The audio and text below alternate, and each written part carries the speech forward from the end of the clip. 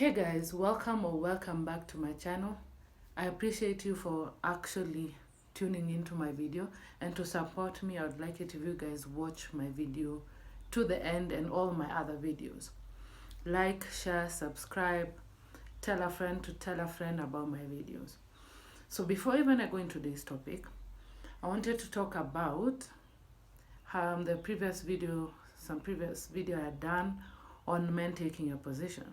So to explain it best, I'm going to put a clip right now from one of my favorite series from back in the 1980s to the 90s that depicts what I was trying to say, how attractive it is when men take their positions and stand guard in what they like and what they do and the plans they had.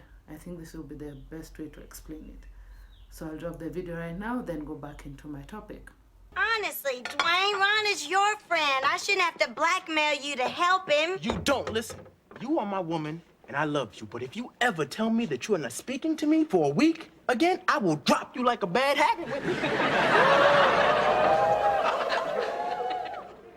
Oh, and you know something? I'm not through. I was a serious sports fan before I met you. You knew that then, and you know it now, so please spare me those little 10-minute dramas you perform every time I want to go to a game, okay?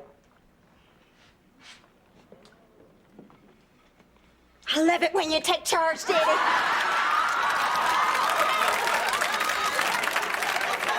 I am lucky to have you. Yes, you are, and don't you ever forget it.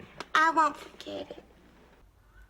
So for today's topic, I'm going to talk about changing, healing, maturing, growing before you get into a relationship or into another relationship.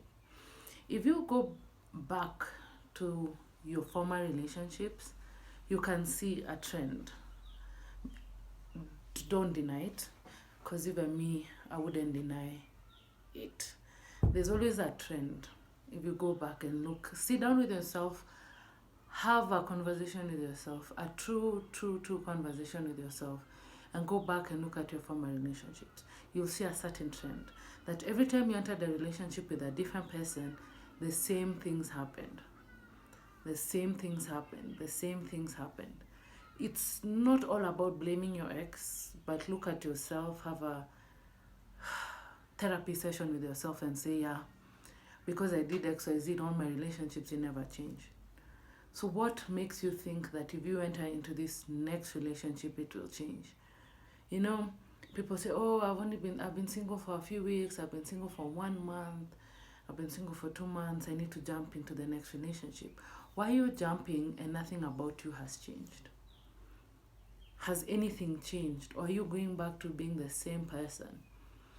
I'm not saying it's all your fault, because even your ex had issues. But even if your ex sat down and thought about it, they would say, hey, I need to change this and this. So let's grow, mature, change, heal before we go into the next relationship.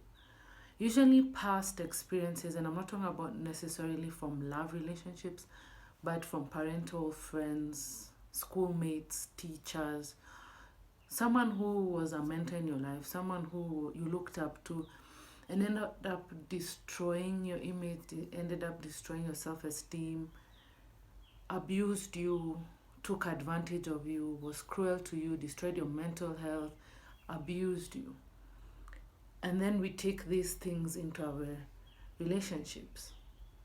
It's time we actually just grow and say, we need to change this, we need to heal here, I do not want to take baggage into my next relationship.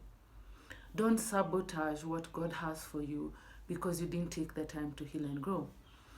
I'll use myself as an example today, and I'm not saying you have to follow the same route.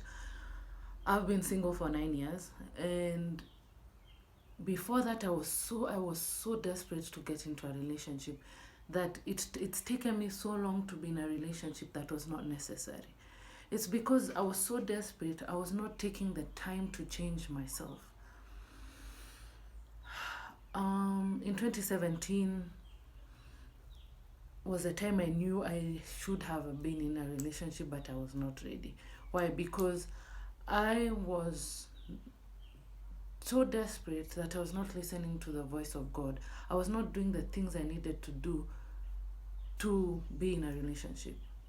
I knew the things about me I needed to change, but I was fighting it.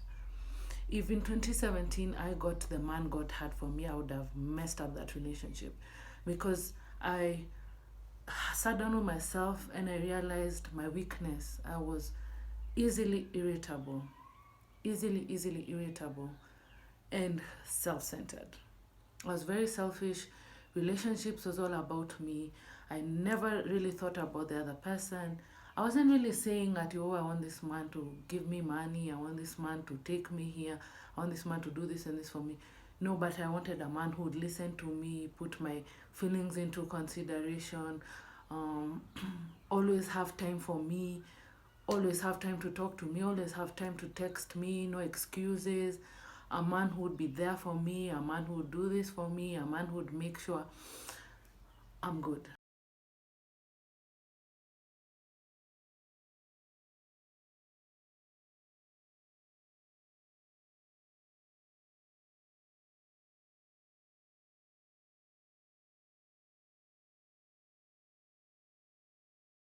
I never really thought about my partner, barely. And when I actually decided to change was actually this year. It took me that long. That's why I'm saying this is not God's fault. I know it's not God's fault, but mine.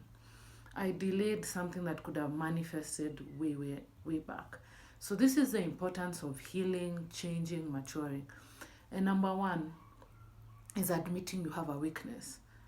Admit you have a weakness. We are not perfect beings.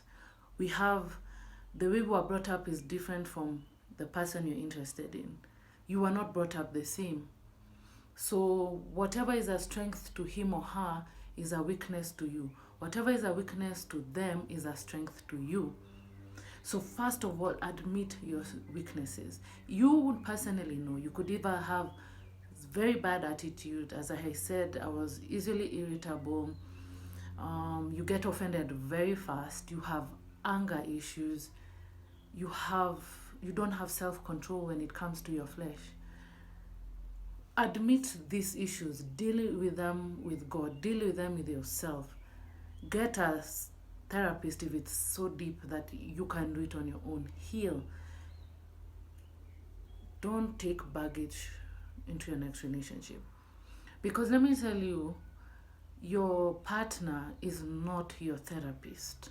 You know how you think you're going to go in a relationship and finally you'll have someone to listen to you, to listen to your worries, but you can't keep complaining every day. It's draining. You can't keep complaining every day. So before you enter into the next relationship, or before you enter into a relationship, or you're already married and there's no way out, deal with these weaknesses. Deal with them. Deal with them. Heal, grow, mature, change. Don't expect your partner to be a therapist. Your partner is a mathematician, your partner is a farmer, your partner is into climate change, your partner is an artist, and you expect them to be a therapist. No. We were meant to enter relationships 100%. Even this thing of 50-50 does not make sense. You're meant to come in 100-100. If you come in 100-100, it means you are fully ready.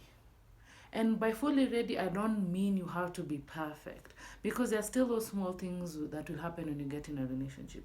But you know, the good thing about it is point number 2, you will apologize. When you make a mistake, you'll apologize. You won't just, especially women who like to say the woman is always right. That's not true. Yes, God gave us intuition that has helped very many men, especially those in marriages, not to make many mistakes in business and other things. You know, you can come and tell a woman there's this deal, and then so you're explaining with so much joy, then the woman says, babe, there's something very fishy here. I would like you to just take it slow, get to know this person. And you know, sometimes they listen, sometimes they don't, and eventually they realize the woman was right, even though they admit it or not. So yes, we've been given that intuition, but we're not always right. The reason we always say we are always right is because you do not want to be corrected. You're so fixed in your mind that you do not want to be corrected.